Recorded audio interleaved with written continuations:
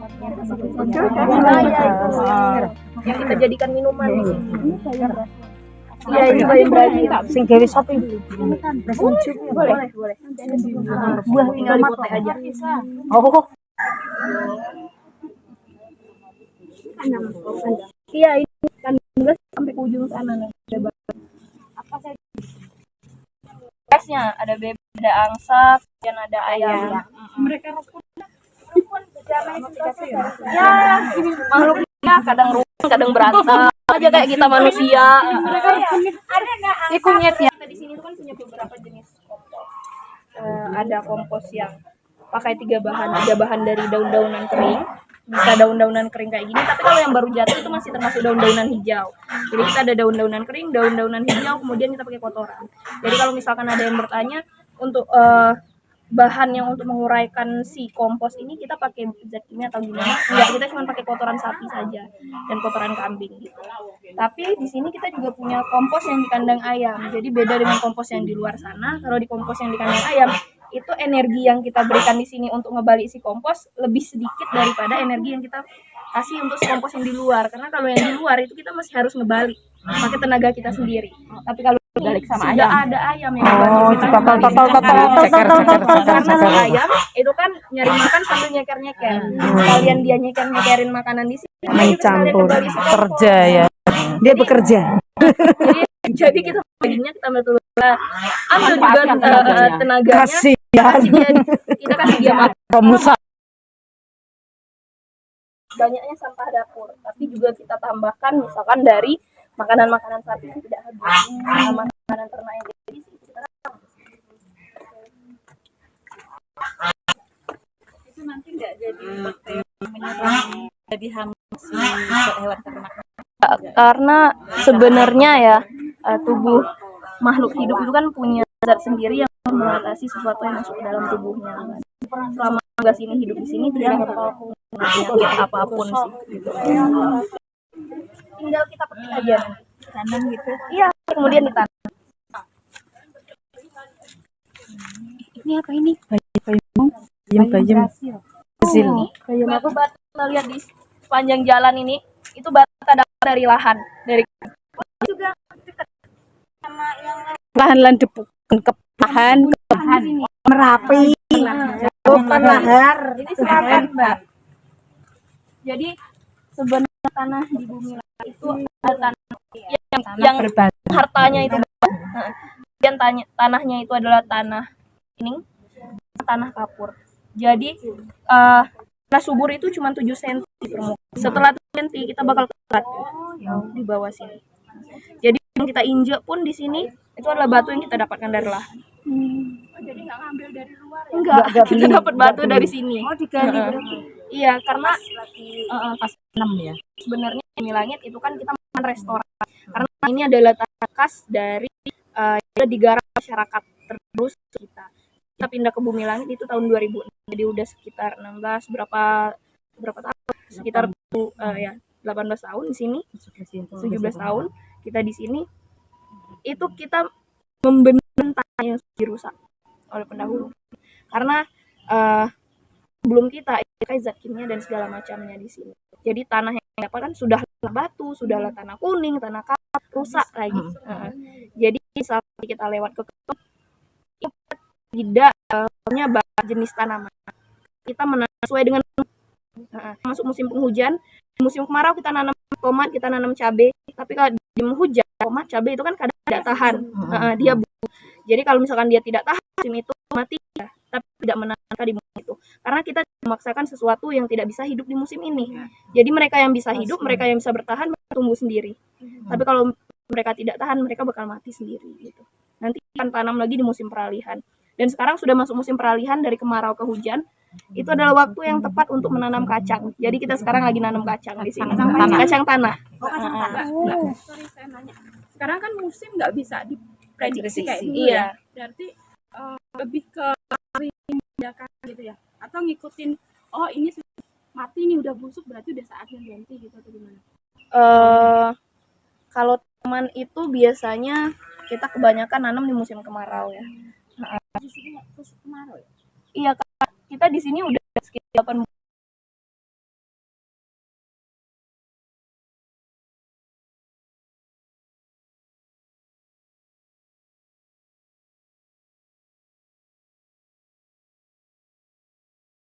Jadi inilah Gajah. kita.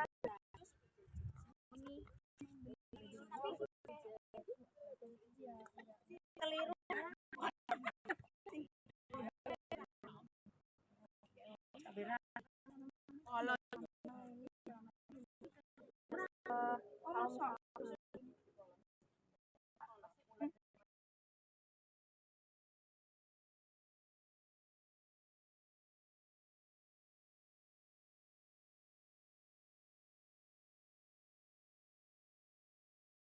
Kita kan punya banyak kolam tuh. Kalau misalkan melihat lingkungan besar, itu ada kolam-kolam yang kita buat di sini. Tapi Kita buat kering. Iya kering karena biasanya kalau pas musim hujan Oh, tandon itu nanti air. terisi dia. Oh, Hujannya. mulanya. Karena ini kan kita baru masuk musim hujan. Ya setelah musim kemarau yang panjang, jadi airnya masih terserap dulu ke bawah Oh, sebelum iya. mereka menggenang ke atas. Jadi fungsinya itu selain untuk nampung si air hujan, dia juga bisa nampung jatuhan tanah dari bawah. Karena tadi tanah kita adalah tanah kapur dan juga tanah liat ya kalau kena air gampang banget. Kita bikin terasering, kemudian kita bikin kolam. Tujuannya untuk menahan tanah jatuhan dari atas agar tidak langsung jatuh ke lembah di bawah. Jadi kalau misalkan tanah langsung jatuh di bawah, nanti tanah suburnya udah nggak ada lagi di atas. Oh iya, sing itu serai. Nih. Skripsi, skripsi. Jadi ada sekian. Jadi ada satu murid pada saat itu mungkin umur 20-an tahun yang namanya David Holmgren. Nah, si David Holmgren dia tuh datang dari kuliah yang sebenarnya belajar tentang tata pengelolaan lanskap. Nah, pada saat itu dia tidak sengaja bertemu sama satu tokoh yang namanya Bill Mollison. Nah, si Bill Mollison ini orang yang cukup nyentrik. Dia tinggal di daerah Tasmania, dia pernah menjadi pembalap hutan yang terukur ya. Tapi dia sebenarnya orang yang semi gila dan semi diwahyukan. Nah, akhirnya tertemu ini berdua nih, terjadi sebuah dialog. Nah, dari dialog ini berdua ini akhirnya terwujud yang namanya permakultur. Nah, tapi permakultur ini sebenarnya dicari karena mereka pada saat itu melihat ada masalah besar di dalam pendekatan dunia modern. Nah, pada saat terjadi yang namanya zaman baru, ya kan, zaman baru kan dulu ada zaman tradisional, tiba-tiba ada zaman baru, semuanya berbasis industrialisasi atas nama efisiensi. Nah, tapi efisiensi cuma satu sisi semata, ada sisi yang kita hiraukan secara totalitas. Nah, kegelisahan ini si Bill Mollison dia sudah mengekspresikannya di dalam ruang hidupnya dia. Nah, pada saat si David Holmgren bertemu, mereka mencoba menggali ini semua. Nah, dan dari sana timbullah yang namanya permakultur. Nah, permakultur itu sendiri sebenarnya adalah metodologi desain. Jadi kita bukan membuat konsep, tapi kita mundur selangkah lagi dari konsep itu apa. Ya kan? Itu cuma terikat dari ada yang namanya 3 etika dan 12 prinsip, yaitu sayang bumi, sayang manusia, keadilan akan masa depan. Itu 3 etikanya. Nah, manusia dan keadilan akan masa depan. Nah, 12 prinsipnya itu sebenarnya adalah pola gerak, bahwa gerakan yang baik itu adalah gerakan yang memiliki untaian. Nah, kalau sekarang gerakan itu rata-rata kan separatis. Akhirnya ini gerak sendiri, itu gerak sini, ini gerak sendiri, gerak sendiri. Nah, dan gerakan itu juga terjadi bukan dari dalam, bukan terjadi dari kesadaran dalam. Kita harus disuruh orang baru bergerak, harus kayak gini ya. Nah, jadinya si permakultur ini mencoba memecahkan masalah itu dia. Nah, sekarang bagaimana kita bisa melihat sebuah masalah secara kontekstual. Konteks itu kan berubah ya. Satu langkah sudah berbeda sama langkah sebelumnya. Satu langkah sudah berbeda sama langkah sebelumnya. Nanti dari sana baru kita mulai belajar bertanggung jawab akan langkah yang kita pijak. Nah, karena esensinya itu. Tidak hanya bertanggung jawab, tapi di saat bersamaan juga seperti yang namanya hutan. Hutan itu akan tumbuh besar, menuaikan benih dan berkembang. Ya. Kalau sekarang generasi kita mengurangi jatahnya masa depan, dan itu kita bilang kemajuan. Nah, maka dari itu kembali lagi ini kan saatnya kita berkaca. Nah, si Bill Mollison sama David Holmgren pada saat itu mereka akhirnya membuat yang namanya Permaculture Design Course. Nah, Permaculture Design Course itu membutuhkan kurang lebih 72 jam. dari 72 jam ini itu kita kupas semua masalah-masalah dan kenyataan-kenyataan yang mungkin kalau di bahasa Islamnya itu bagaimana kita bergerak dalam sunatullah. Ya kan? Karena yang namanya di bumi itu kita diikat sama materi. Nah, materi ini kita pecah menjadi 5 unsur. Ya kan? Nah, sekarang setiap unsur memiliki sifat dan perpaduan unsur menciptakan sifat baru. Dan manusia itu memiliki kebebasan seenak-enaknya mengobrak-ngabrik unsur ini tanpa pertanggungjawaban yang kita pertimbangkan. Nah, tapi kalau kita mundur sejenak melihat keluhuran budaya yang mewujudkan tradisi, nah, budaya itu kan timbul artinya ada orang melek nih, bukan orang yang lupa diri ya. Ada orang melek melihat sebuah kenyataan dan kenyataan coba dia urai untuk menjadikan hasil yang terbaik saat itu. Itu budaya.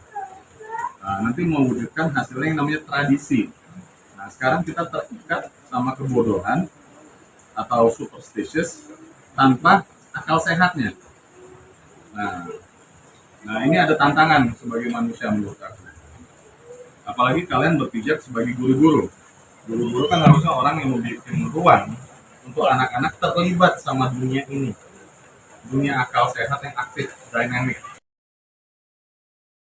Yang namanya bahasa Indonesia takjub, kalau bahasa Inggrisnya wandering mind, pikiran yang selalu mencari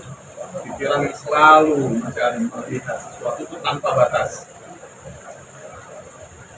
Karena itu bagi aku adalah nama sisi kreatif. Sekarang kan kita kehilangan sisi kreatif ini, atau sisi kreatif kadang-kadang malah melenceng menjadi destruktif tanpa etika. Bila sisi kreatif itu memiliki etika, dia tidak mungkin mewujudkan sebuah potensi kehancuran.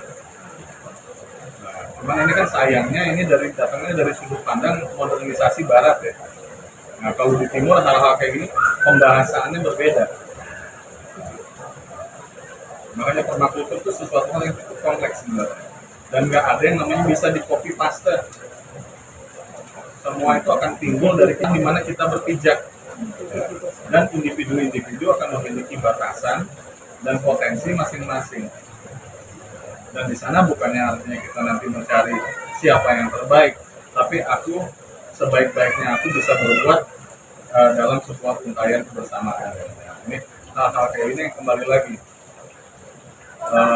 Ini perjalanan pribadi, makanya permakultur itu bukan perjalanan organisasi. Pada saat dia dibikin di mana dia tidak bisa diorganisasikan. Karena keilmuan ini tidak bisa diorganisasikan. Ini keilmuan yang harus kita jalani secara individu. Dan semakin kita terlibat akan proses ini, semakin kita akan mengurai kebodohan manusia. Dan di sana tetap juga dalam proses penguraian kebodohan manusia, kadang-kadang kita menjadi orang yang sangat kritis, menjadi orang yang sangat pahit, pedas, dan segala-gala. Kalau tidak diikat sama 3 etika ini, kita akan menjadi potensi yang sangat berbahaya. Nah, makanya ini satu sisi ini dia kayak yin yang. Nah, dia satu sisi sangat tajam, satu sisi sangat lembut. Nah, di sini kembali lagi, kalau bagi aku ya itu introduction esensinya permakultur ya. Nah, nanti bagaimana ekspresinya permakultur itu kembali lagi kita harus mulai dari keseharian kita. Ya kan?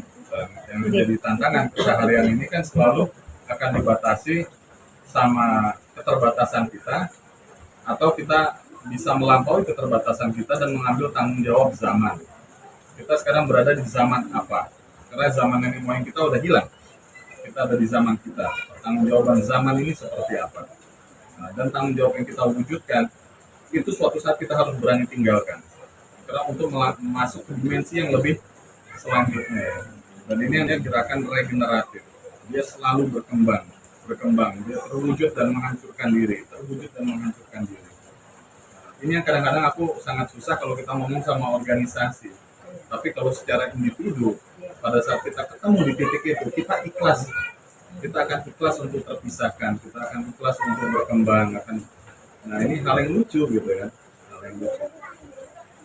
Nah, cuman kalau bagi aku dalam sistem pola didik, aku sendiri orang yang keras. Karena tantangan terbesar bagi aku yang aku lihat sekarang, kalau aku dulu lihat di Bali ya, anak-anak yang namanya umur 8 tahun, mereka udah tahu cara pakai parang, tahu cara pakai arit. Mereka nanti umur 8 tahun sudah mulai ngarit, sudah mulai marang, sudah mulai mukang.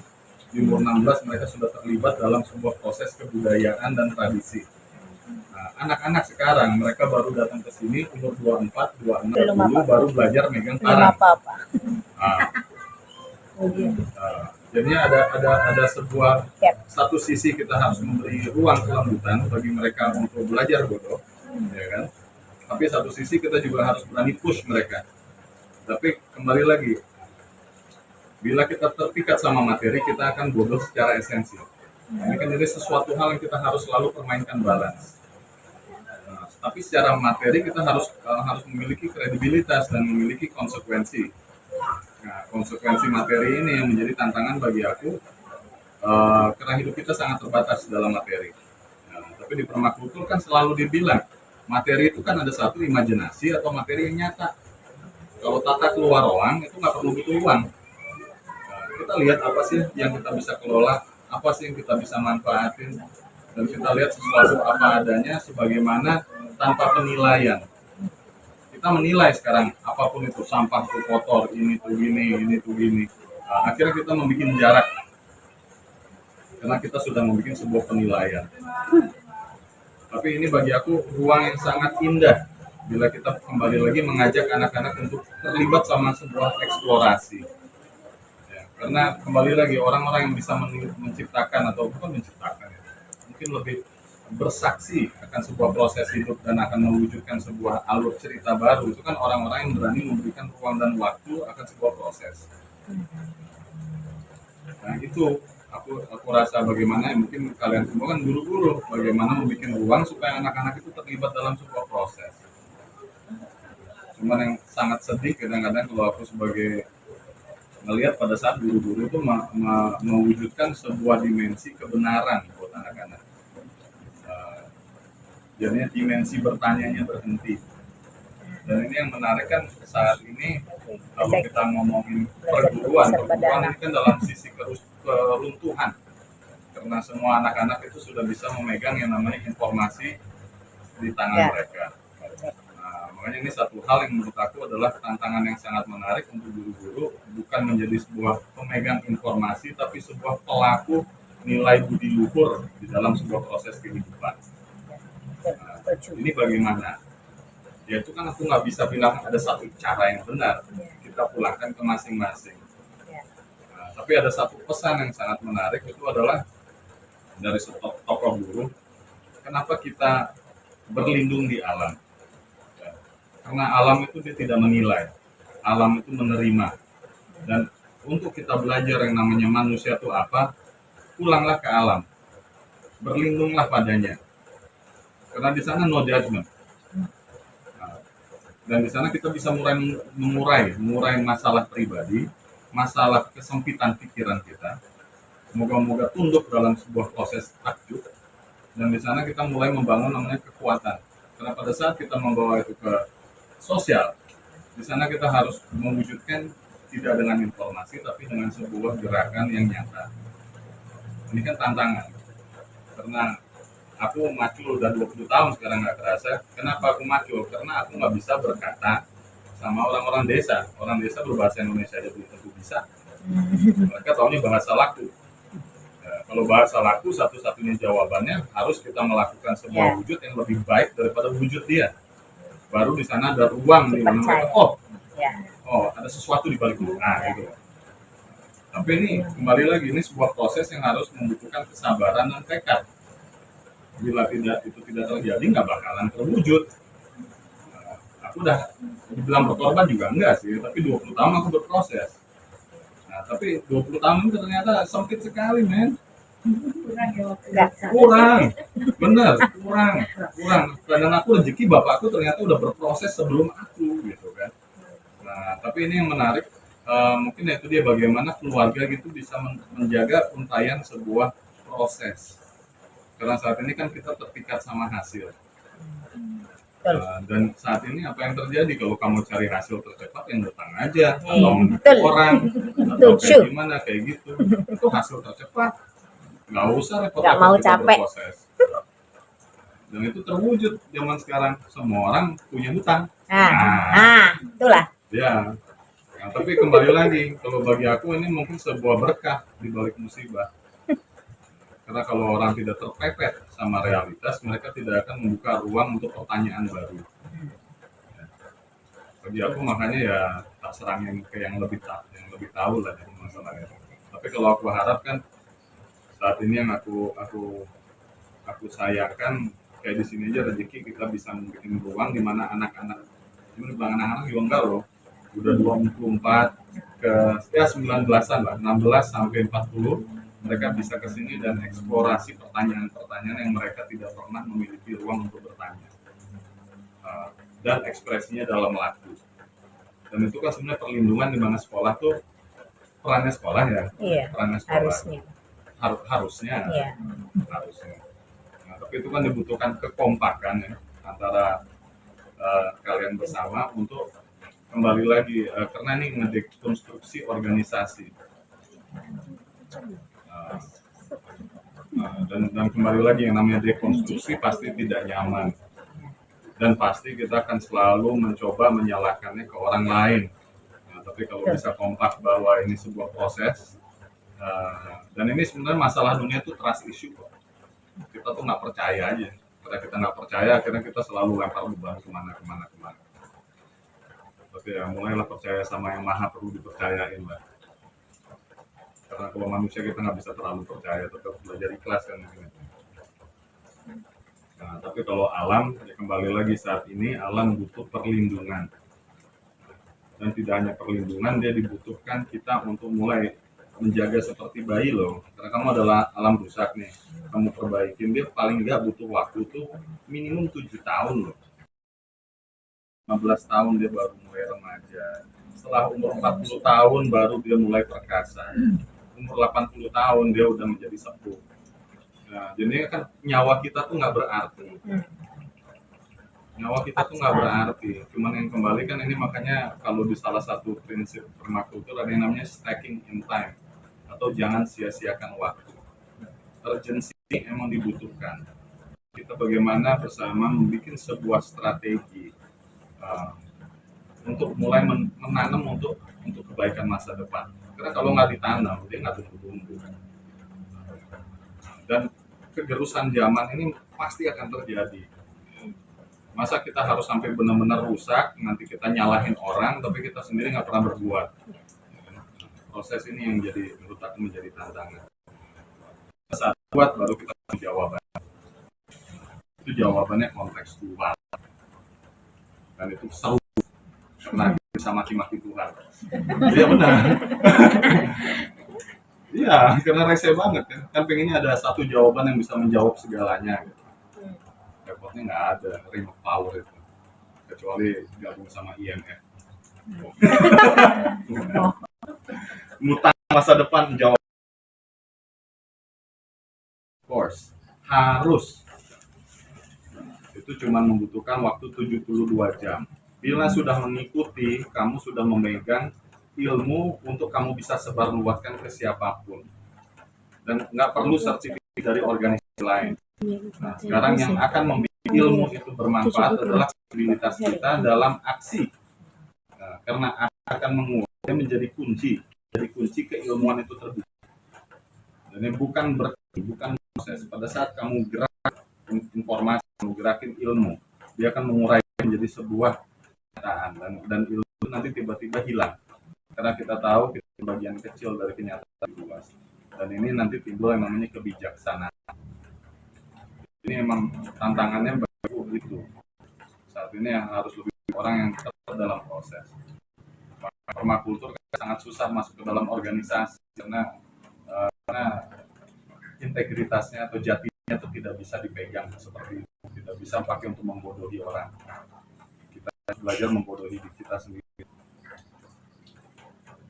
Jadi kultur ilmu yang rada ribet, makanya ini mau diajak permakultur ya. Karena dia sama out of the box. Nah, Kalau dalam konteks anak-anak ya, ini anak usia dini berarti mungkin lebih ke kita mengenalkan mereka tiga prinsip tadi ya. Aku sayang ini, Cinta Maria, jalan masa depan. Masa depan. Melalui aktivitas ya apa ya, kebun kah apa begitu atau gimana? Kalau mau ngeliat untuk kegiatan anak, ada kok website-nya itu Permaculture for Kids for Education. Semua programnya dibuka ya. Iya, itu juga udah banyak. Karena itu semuanya gratis kok. Ada website-nya, ada permainan, ada cerita, ada gimana. Jadi itu open source, kita bisa pakai. Ya kalau kita mau apresiasi, ingat ya, atau jangan plagiarism. Kalau bisa kita tetap menghargai orang yang berkarya di baliknya gitu kan. Itu kan nilai luhur yang kita masih bisa jaga sebagai guru. Nah, tapi kalau bapak saya pasti akan lebih kritis. Kalau kita membawa sebuah cerita tanpa kita melakukan cerita itu, kita akan membuang nafas kita secara cuma-cuma. Laku tadi ya, Iya, nah tapi laku ini kan kembali perannya tuh bukan di sekolah, nanti perannya kalian harus bawa ke rumah kalian masing-masing.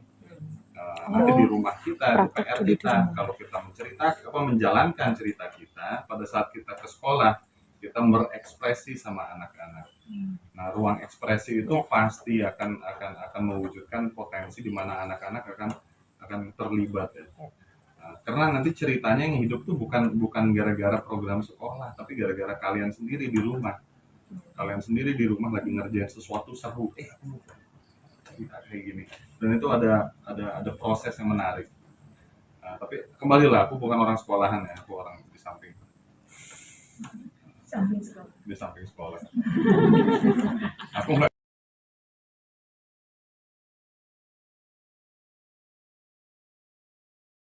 gerakan permakultur di persekolahan itu udah bergerak mungkin udah 20 tahun. Udah mungkin lebih dari 20 tahun dan itu udah masuk dari PAUD. Jadi mereka ngebikin kebun di sekolahnya, bahkan tidak hanya ngebikin kebun, tahap selanjutnya ngebikin hutan endemik atau hutan lokal. Justru udah macam-macam karena udah mulai dibenihin. Jadi saat ini kreativitasnya sangat menarik. Cuman kita karena setiap berapa tahun sekali ganti kurikulum, ganti program, ganti apa. Itu masalah. Tapi kan mungkin kan tetap masih bisa secara komunitas, secara apa. Jadi tetap masih bisa main di tepian sistem karena itu satu hal yang di salah satu prinsip di permakultur, karena kita tidak bisa merubah dari dalam dan kita tidak bisa berubah dari luar, tapi kita bisa membawa perubahan di tepian. Jadi selalu hargailah tepian. Nah ini jadi bukan kadang-kadang kita tepian malah sikut-sikutan ya. Nah, itu dengan adab. Ya, aman di dalam bagaimana permakultur disampaikan di Indonesia akhirnya, dan orang tidak mau melihat dari dalam, akhirnya sekarang gerakan menanam kebun sayur tuh di mana-mana. Tapi kebun sayur tuh capek loh. Capek. Kamu nanam pohon sekali, kamu jaga dia hidup. Itu pohon bakalan besar sendiri loh. Iya.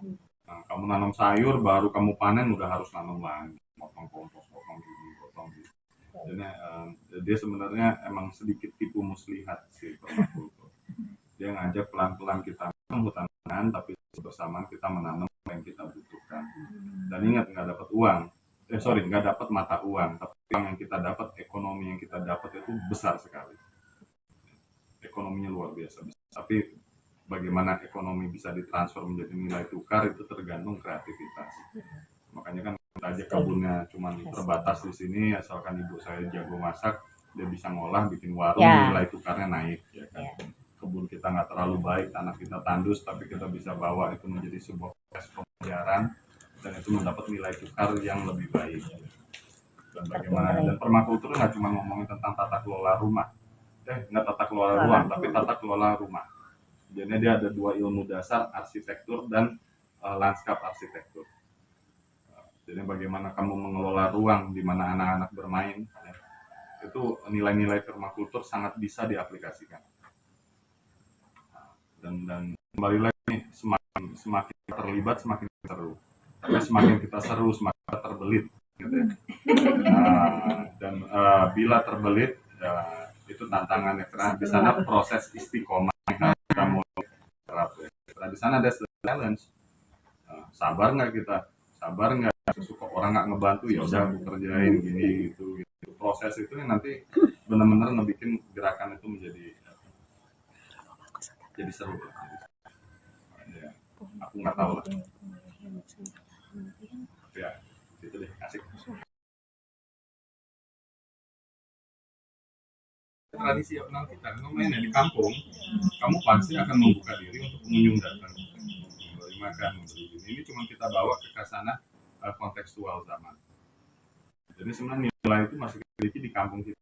Cuma kampung kan kembali lagi mereka akhirnya kehilangan percaya diri karena prosesi pergerakan tren yang cepat. Akhirnya karena mereka lupa diri, karena mereka meninggalkan. Nah, kalau di sini secara arsitektur juga Bapak mengikuti dengan bangunan Jawa. Kenapa? Karena kita di tanah Jawa. Dan Jawa sudah terbukti bertahan selama generasi ke generasi. Dari serangan gempa, serangan apa, dan masalah alamnya yang sejuk, karena bagaimana sirkulasi udara itu. Jadi kita bisa belajar banyak sama ruang yang kita sudah pijak. Nah, cuma kita selalu tuh ikutin tren. Dan ingat loh, tren itu artinya kamu tuh menjadi budaknya konsumerisme. Padahal manusia itu kan pinginnya kita berada di dalam proses tunduk kepada ketakjuban Tuhan. Nah, ini namanya creative responsibility. Nah, pada saat kamu berlangsung proses kreatif, kamu tahu tuh kamu nggak kuasa. Akhirnya kita harus tunduk sama hukum kreativitas. Makanya harusnya kalau aku ya, ini proses menentang Tuhan. Tapi karena aku tidak menentangnya, aku bertunduk sama dia. Akhirnya aku harus tunduk sama ilmu apa. Aku mau kayak pun aku tidak melawan ilmu air. Jadi mau nggak mau aku harus tunduk sama ilmu air. Sang pencipta air adalah Tuhan.